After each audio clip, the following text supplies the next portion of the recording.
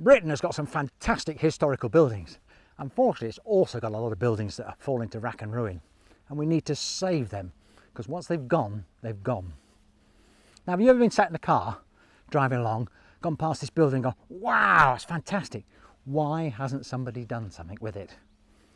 Well, that's exactly what I did 25 years ago, except I didn't drive past. I stopped and got out. The name of that building was Paull Holme Tower, and I decided it had to be saved.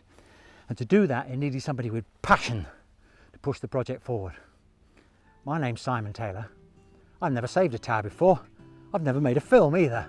But that's exactly what we're going to do. And I want you to follow the highs and lows and the story of the tower.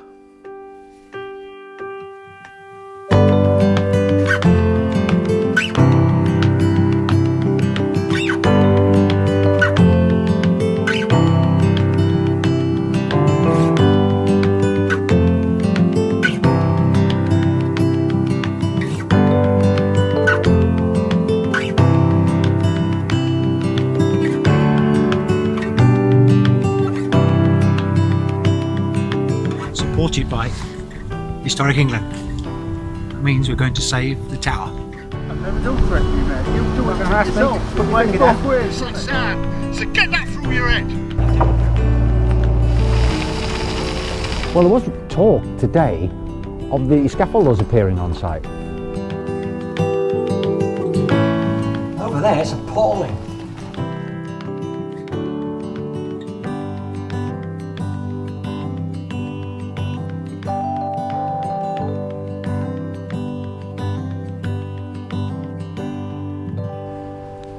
We're here this morning at the Hull History Centre because this chap David Smith produced an excellent book of the village of Paull, and in it he's got a picture of the tower, and it shows the tower with an extension.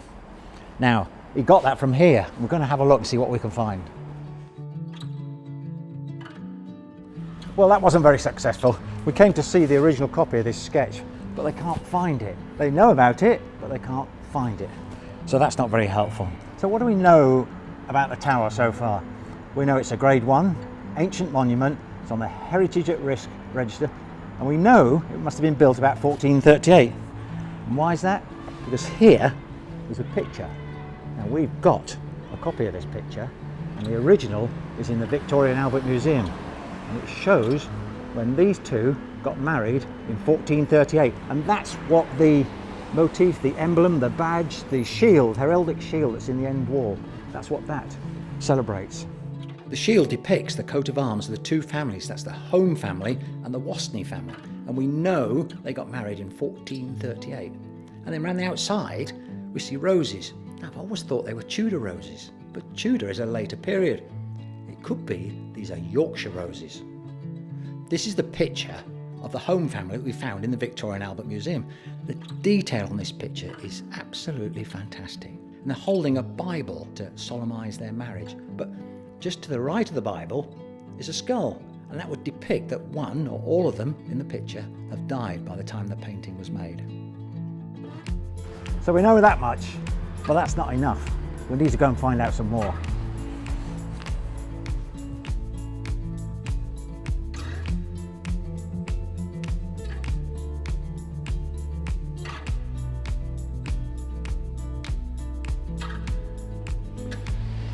We come here to Holy Trinity Church in the centre of Hull. Parts of this date from about 1100, and it looks like it's made of stone. If you go around the back though, and that's the bit we're interested in, it's made of brick. See these things here? Culture. I actually think they're French pistoirs, and they leak.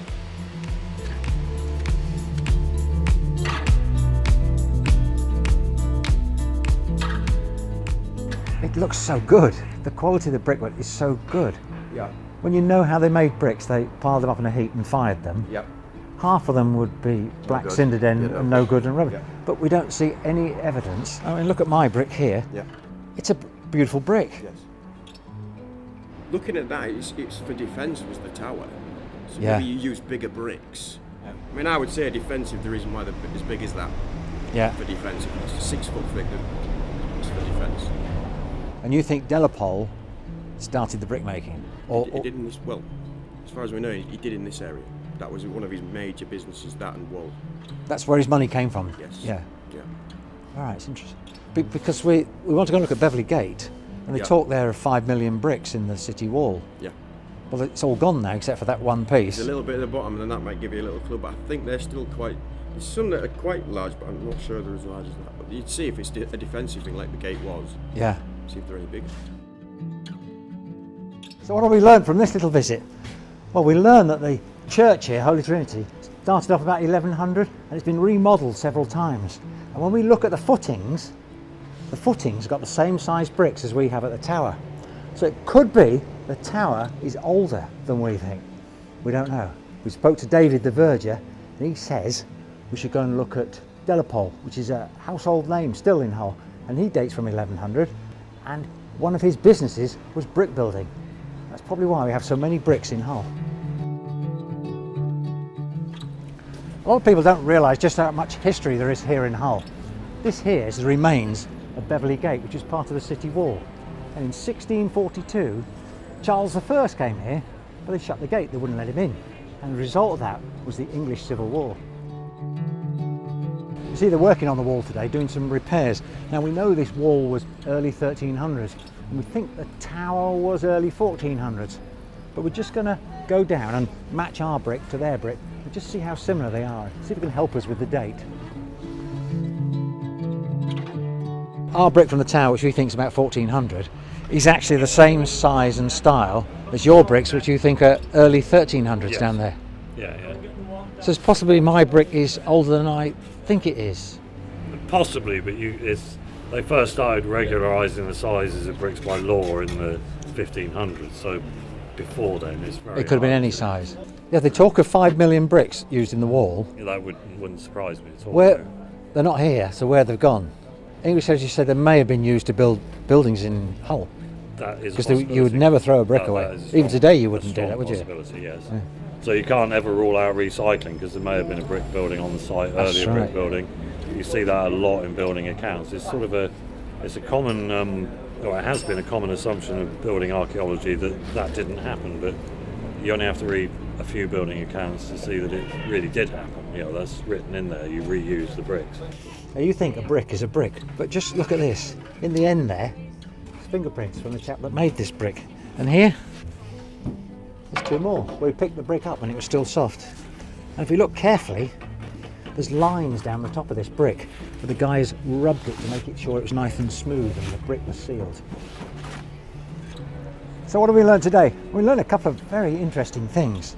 The bricks down there, they were laid in 1300, exactly the same size as our brick from the tower. Gives an indication of the age. The second thing we learned was a lot of the historic brick buildings on the south bank, they used imported bricks from Holland.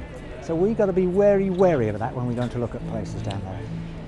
Now, it's been a brilliant day. We've met Nigel down here and we met David at Trinity Church. And the next time you see us, we'll be at the tower.